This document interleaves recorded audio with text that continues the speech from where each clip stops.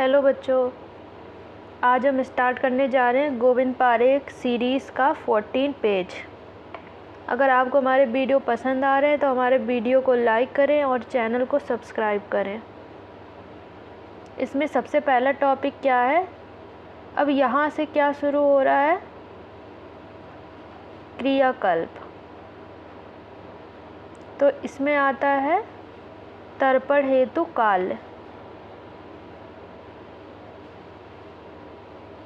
इसको हम लोग अलग से लिख के याद कर लेंगे कि जो तर्पण है वो दोष के अनुसार और स्वस्थ व्यक्ति में कितनी मात्रा काल तक देना चाहिए। तो वात, पित्त, कफ और स्वस्थ।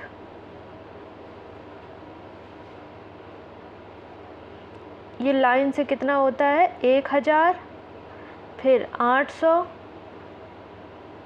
600 और स्वस्थ में कितना बताया गया है? 500। अब हम इसका अगर 10 गुना कर देंगे तो वो किसकी मात्रा हो जाएगी? सिरोबस्ती की।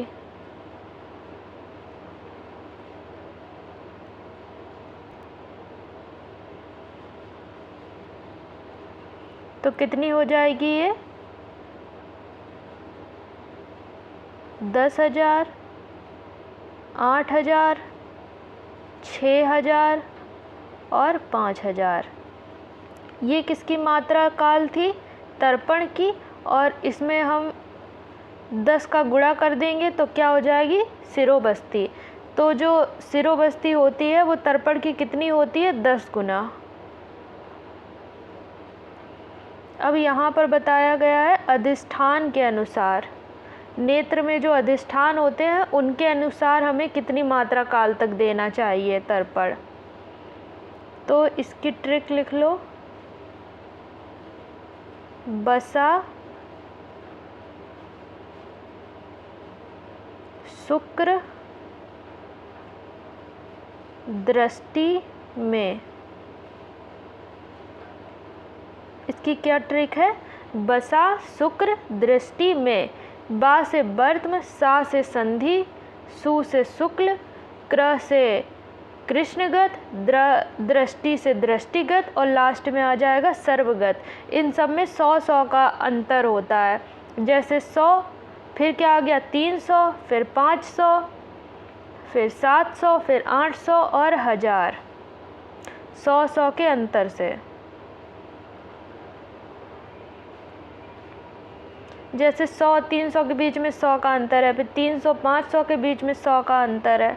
ऐसे ही लाइन से बसा, शुक्र, दृष्टि में, फिर 100, 300, 500, 700, 800 और लास्ट वाले में सर्वगत में क्या हो जाता है? 1000।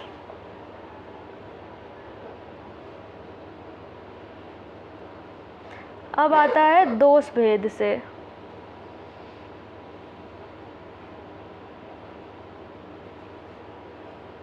दोष भेद से न्यून दोष, मध्यम और प्रबल दोष। इसी को क्या कहते हैं? वात, पित्त और कफ। कितने कितने दिन तक करते हैं? इसमें 1 दिन, फिर 3 दिन और 5 दिन। अब आता है पुटपाक। पुटपाक कितना होता है? वात, पित्त, कफ। लाइन से हो जाएगा 3, 2 और 1 दिन। तो पुटपाक प्रतिदिन करना चाहिए। तो कैसे हो जाएगा? 3, 2, 1 या 1, 2, 3। अब इसमें दिया है, पहले तो था दोष के अनुसार, अब आता है कर्म के अनुसार। तो ये कैसी इसकी ट्रिक है? इसकी ट्रिक है लेजर। लेजर, लेखन, स्नेहन और रोपण 1, 2 और 3 दिन। इसी का मात्रा काल कितना हो जाएगा? 2 जीरो बढ़ा देंगे, 100, 200 और 300 मात्रा काल। अब आता है सेक। पुटपाक से 2 गुना काल। सेक कैसा होता है? सेक बराबर 2 इंटू पुटपाक। पुटपाक हम लोग पढ़ के आए हैं ऊपर। लेज़र 1 2 3 100 200 300।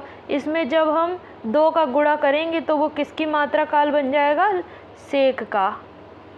इसकी भी सेम ट्रिक ही है लेज़र वाली, लेज़र, लेकिन इसमें 2 से गुणा कर रहे हैं तो 200, 400 और 600। अब आता है आश्चोतन। पहली बात तो जो सिरोबस्ती थी वो कितनी थी? तर्पण की 10 गुना, और पुटपाक का 2 गुना क्या होता है? सेक। इसकी भी सेम ट्रिक है, क्या है? लेज़र, फिर लाइन से 7 से 8 बूंद, 10 बूंद, फिर 12 बूंद, ये होता आई ड्रॉप। आश्चोतन को क्या कहते हैं? आई ड्रॉप। लेज़र लेखन के लिए 7 से 8 बूंद, फिर 10 बूंद, फिर 12 बूंद।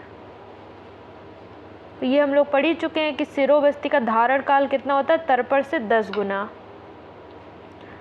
अब आता है गुटिका अंजन, मतलब अंजन आ गया, उसमें आ गया गुटिका अंजन और रसांजन की मात्रा।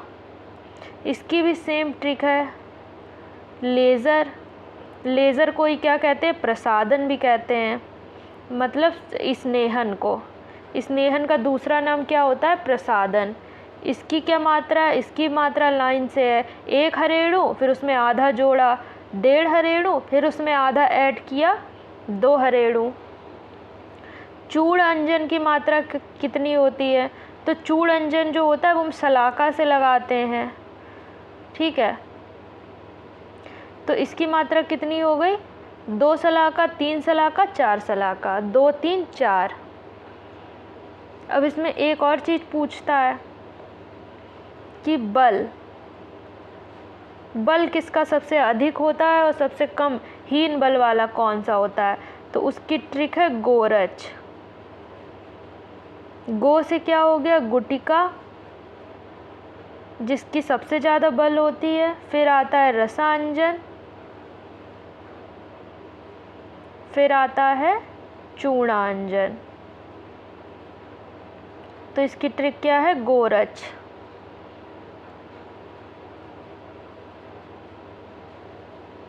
अब आगे पढ़ते हैं। आगे है अंजन पात्र, रस और उसका पात्र।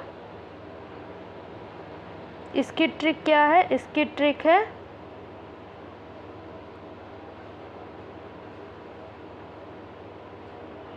स्वर में बै का ताला। स्वर में बै का ताला। स्व से क्या हो गया? स्वर्ण, रजत, मेष श्रृंग, वैदुर्य, कांस्य, और ताला से ताम्र और लौह। रस कैसा? मधुर, अम्ल, लवण, कटु, तिक्त, कसाय। उसके पात्र कैसे होने चाहिए? स्वर्ण, रजत, मेष श्रृंग, वैदुर्य, कांस्य और ताम्र और लौह। इसकी क्या ट्रिक हो गई? स्वर में बै का ताला। स्वर में बै का ताला। इस प्रकार हमारा 14 पेज भी कंप्लीट होता है। Thank you.